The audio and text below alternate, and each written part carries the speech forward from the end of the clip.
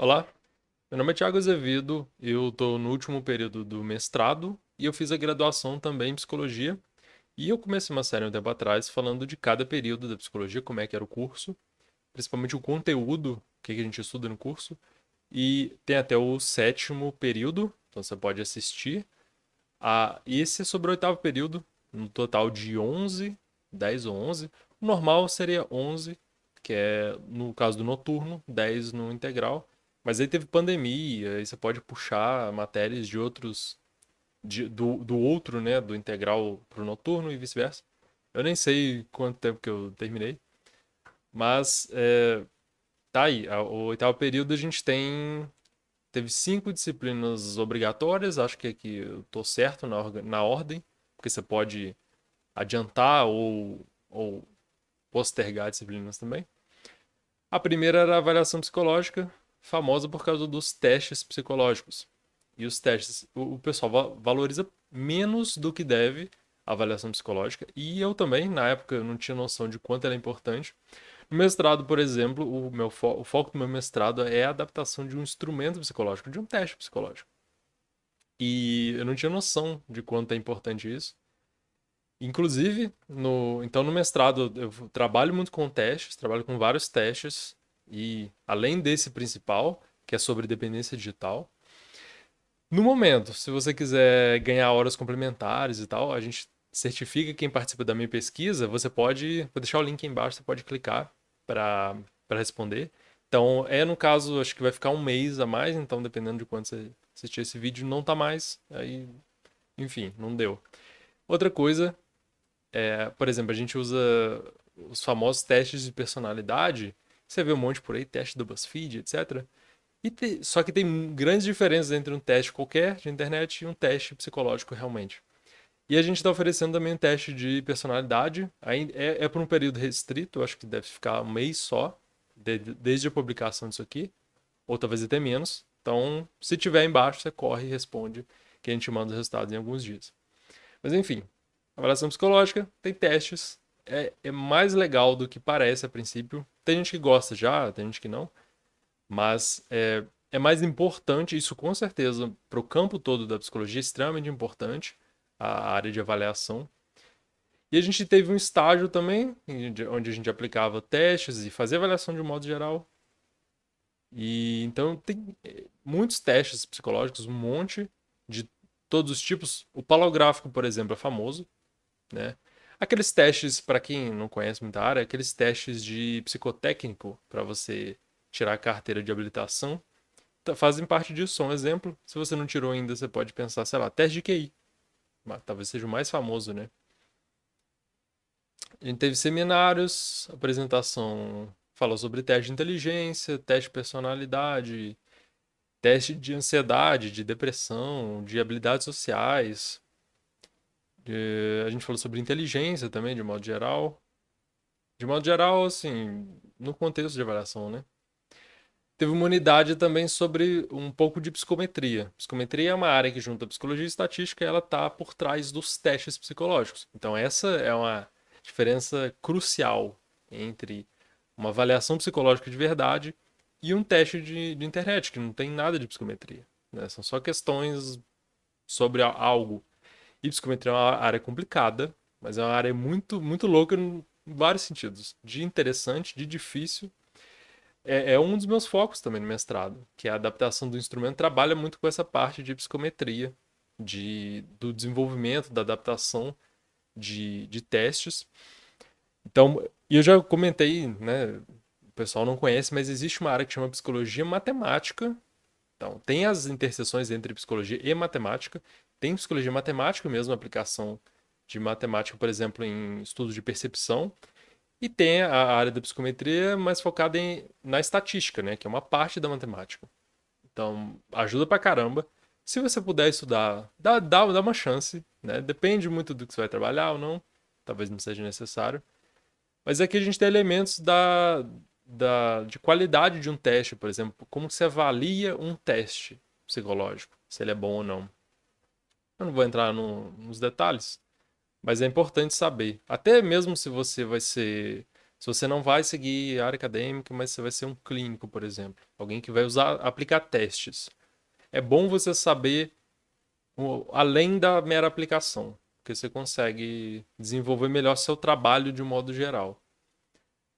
Tem avaliação em diferentes contextos. Então, o trânsito é um exemplo. Tem contexto jurídico, tem avaliação. Aí tem questões dentro desse contexto são interessantes também. Porque, por exemplo, se você tem um teste de autorrelato, que a pessoa tem que descrever as coisas, como é que fica num contexto em que ela não quer falar a verdade? Aí é uma questão interessante, né? Falando nisso, tem um famoso Rorschach, né? Você deve ter ouvido falar daquele teste de mancha de tinta. Aí tem o Zülliger, eu apliquei o Zülliger, que é parecido com o Rorschach, só que é menos complicado, não é simples, porque Rorschach é complexo pra caramba. Horrível de trabalhar com ele, no sentido de dar muito trabalho. A gente teve texto sobre avaliação psicológica no Brasil, cuidados técnicos no psicodiagnóstico, uma coisa que se discute também, além da parte técnica, bastante. Parte ética, tem todas as regras e. É uma área bem sensível, digamos assim, uma área da psicologia bem sensível a questões legais e. Porque às vezes pode decidir muita coisa, né? Por exemplo, existe teste. No caso, uma das minhas aplicações foi uma simulação para uma pessoa que está a fim de ter porte de arma. Pensa o quanto que é importante isso, o quanto isso afeta a vida da pessoa, das outras também, como no caso do trânsito também. Né? Você pode. O psicodiagnóstico, ou no caso lá, o psicotécnico, ele interfere na decisão sobre se a pessoa vai estar apta para poder dirigir ou não. Então tem muita questão sobre isso, sobre o impacto que pode ter isso. Bom, questões éticas, histórico e fundamentos, ah, resoluções do Conselho de Psicologia. A cirurgia bariátrica também, existe teste, avaliação psicológica para pessoas que querem fazer cirurgia bariátrica. Tem muita aplicação, tem teste de tudo e é muito útil. Se fosse você, assim, eu darei mais chance, darei realmente mais chance. Você pode, tem gente que no começo acha estranho, acha que, o teste, não gosto disso, sei lá, não, prefiro de outro jeito. Mas a importância de você poder usar isso, talvez você só veja no futuro. Eu fui ver a importância mesmo depois da graduação. Mas aí, caso, por exemplo, você vai trabalhar na clínica e na graduação você não deu muita ideia, talvez você perca uma ferramenta importante pra caramba, ferramenta exclusiva de psicólogos.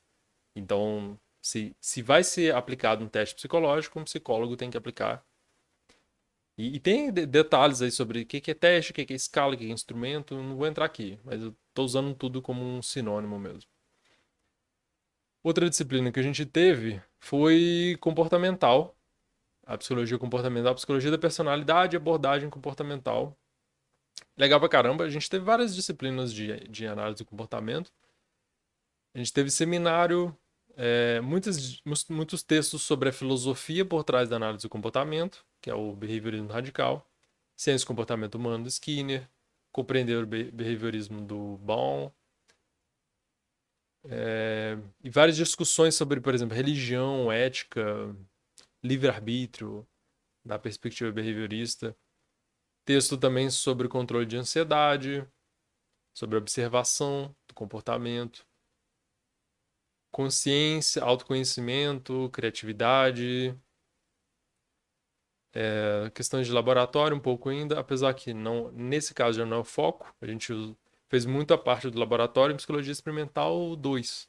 Até fui monitor da psicologia experimental 2, e aí é com os ratinhos mesmo. Aqui a gente vê, por exemplo, mais aplicação com humanos. A gente já vê mais coisas que a gente pode no contexto humano mesmo, né? Mas lá no começo, o que era mais básico lá vai servir para cá.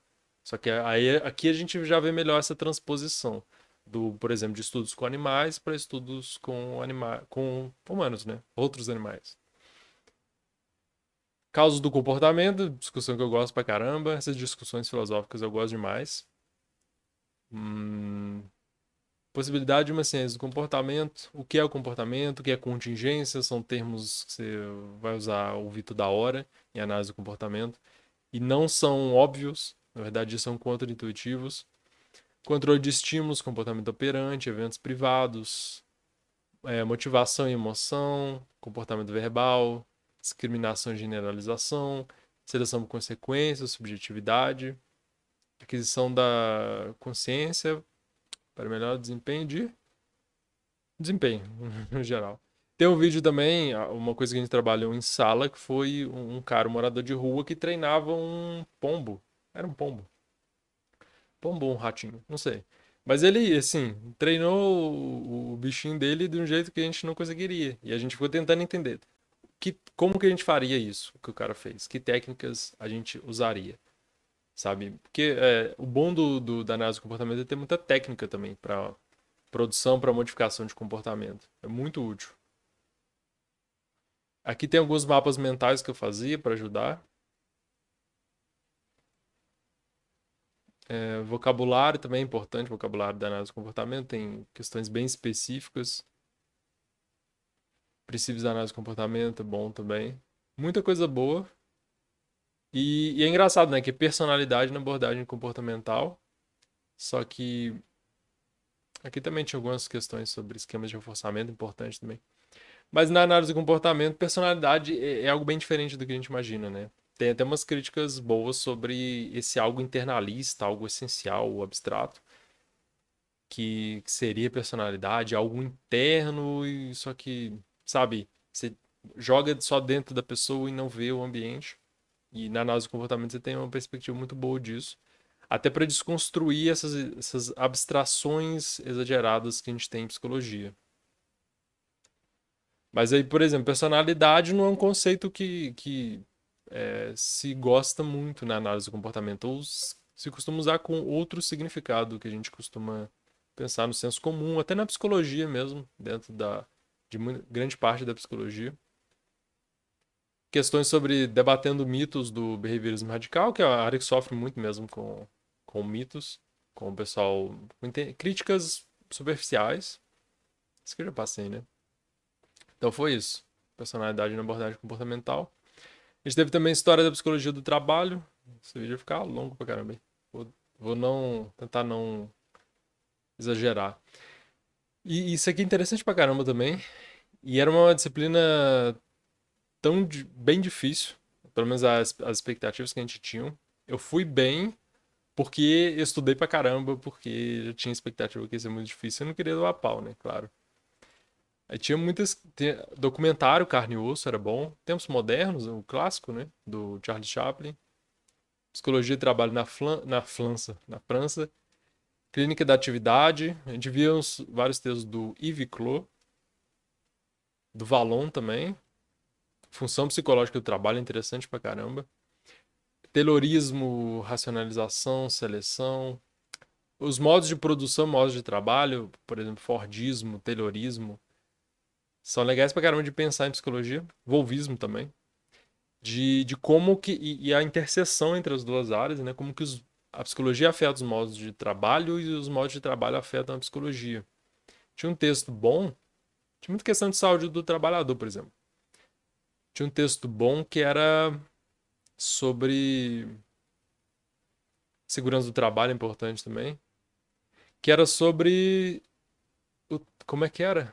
Não, eram conceitos mesmo, que era trabalho prescrito e trabalho real. Isso era muito interessante. Que era assim, por exemplo, você tem um trabalho que é como motorista vai dirigir um ônibus. E tá, sei lá, a gerência teoriza no papel, você vai dirigir assim, assim, assim, você vai fazer o trabalho assim. Só que na real o trabalho é diferente. E o trabalho pode ser diferente porque é o melhor jeito de fazer o trabalho. Só que o cara que tá trabalhando é que sabe. Ele pega a manha ali, trabalhando. Ele entende que às vezes ele tem que ir contra as prescrições, as regras de como ele deve trabalhar para o trabalho render, para fazer o trabalho funcionar.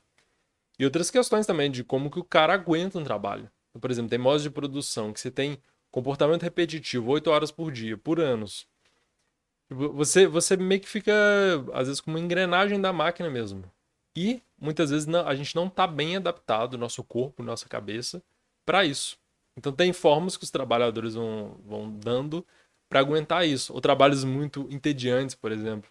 Eu lembrei do The Office, que eu tô vendo de novo, que é a série, e como que algumas pessoas ali, por exemplo, elas fazem de tudo pra matar o tédio, que é um trabalho muito entediante.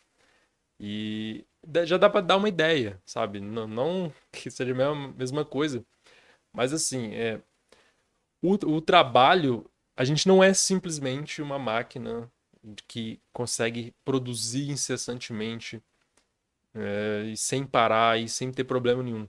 O trabalho afeta como a gente se sente, a gente pensa, a gente age, e inversamente também. Então, a nossa vida fora do trabalho afeta o trabalho, e às vezes você não consegue, por exemplo, render.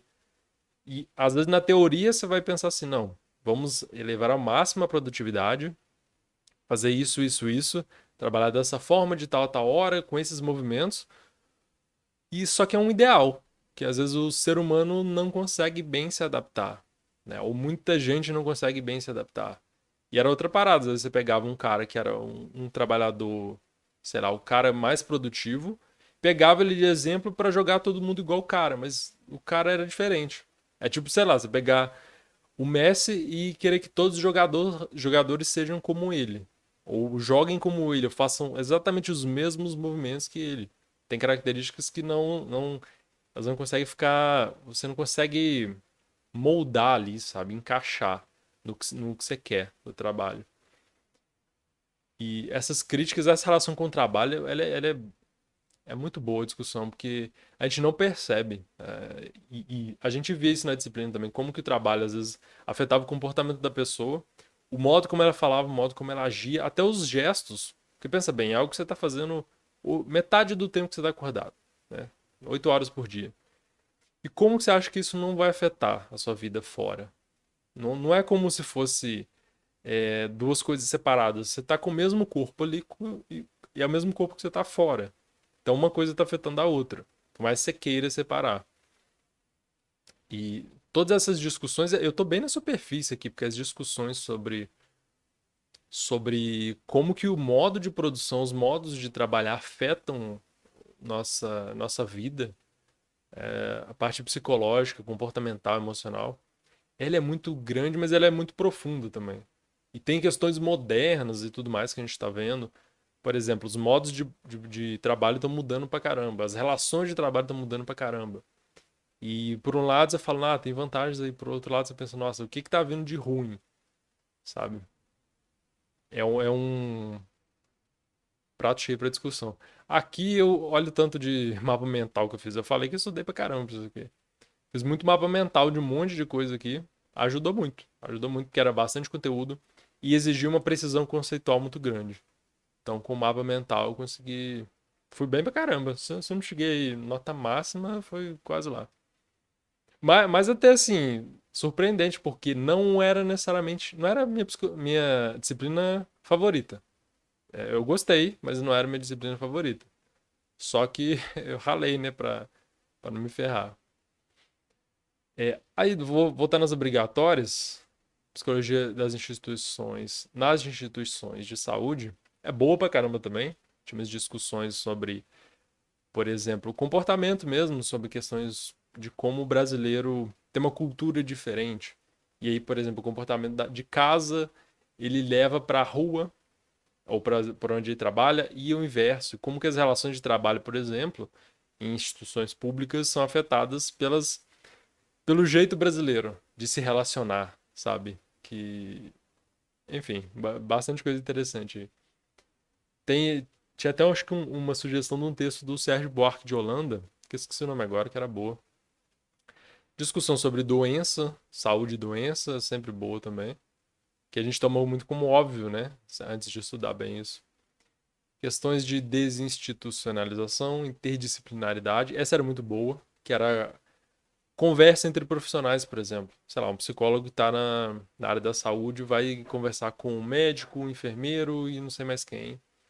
E como que essa conversa acontece ou não, ou como que é difícil conversar, porque cada um está fechado na sua área. Então não é uma coisa de troca. É uma coisa que você tem várias disciplinas isoladas.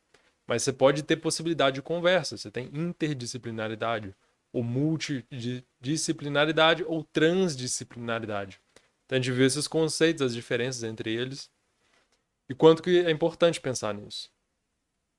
Questão de setores também. Pensando em, por exemplo, setores, instituições de saúde, o Brasil tem o SUS, que é um país gigantesco e você tem um sistema de atendimento de saúde que precisa de coordenação. Aí você tem outras questões, tipo centros focados em atendimento psicossocial. O CAPS, por exemplo, CAPS acho que é mais famoso, né? Que atende muita gente, tem vários no país inteiro. Só que existe toda uma muita questão por trás disso, questão política, social, institucional, de organização, que é difícil, né? Imagina como é que é. E às vezes você trabalhando num lugar, você é uma parte da coisa que às vezes você tá jogando conforme as regras. Só que existem formas de tentar mudar as regras também. Então a gente discutiu, por exemplo, participação pública em questões políticas, em, sei lá, você é civil mesmo, civil? Não, você cidadão qualquer participar de algumas discussões que existem sobre como organizar atendimento, como organizar serviços públicos e que ninguém sabe.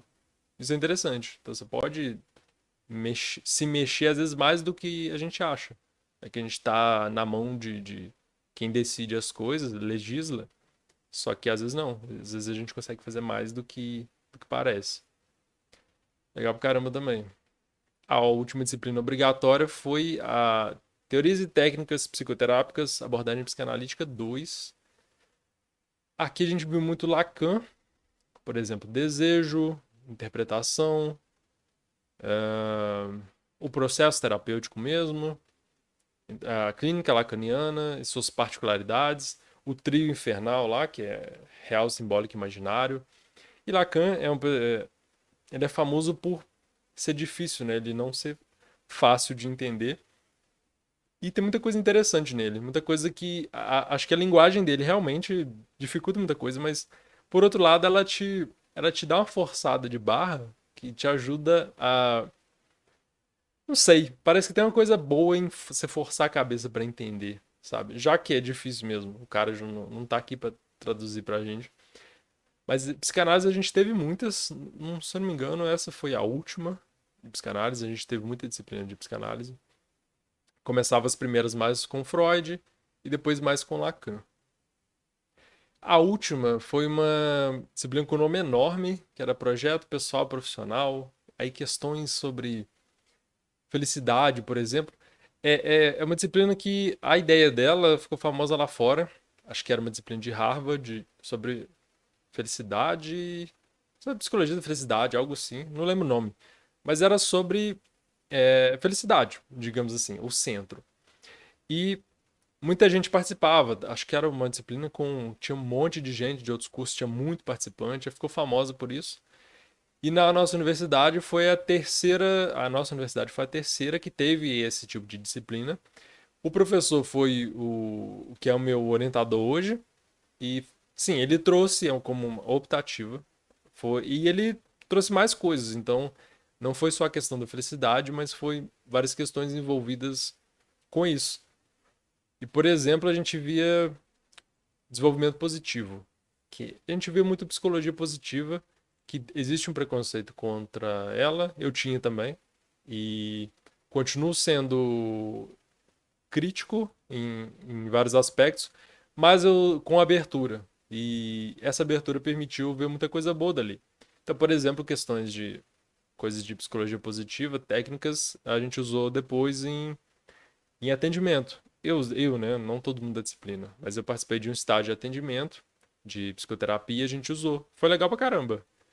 Porque um bom da psicologia positiva, que é algo que a psicologia humanista também já fez em outro momento, décadas atrás, é olhar para o desenvolvimento. Não só para transtorno, para doença, para problema, como muita, muita área da psicologia fez, né? Ah, tem problema, vou resolver, tem transtorno. E olhar para o lado ruim, mas olhar para o lado bom também. E olhar para pessoas que às vezes elas não têm um problema muito grande, algo para resolver, mas elas querem se desenvolver. Então esse aspecto é muito, acho muito importante para a psicologia no geral, e é um aspecto que a psicologia positiva foca. E então tem questões como felicidade, como resiliência, é legal também, importante.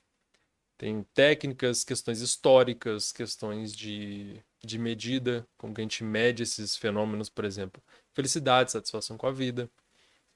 Intervenções com psicologia positiva, hum, questões de como que isso afeta a saúde, coisas do Martin Seligman. É curioso que o Martin Seligman era um behaviorista, né?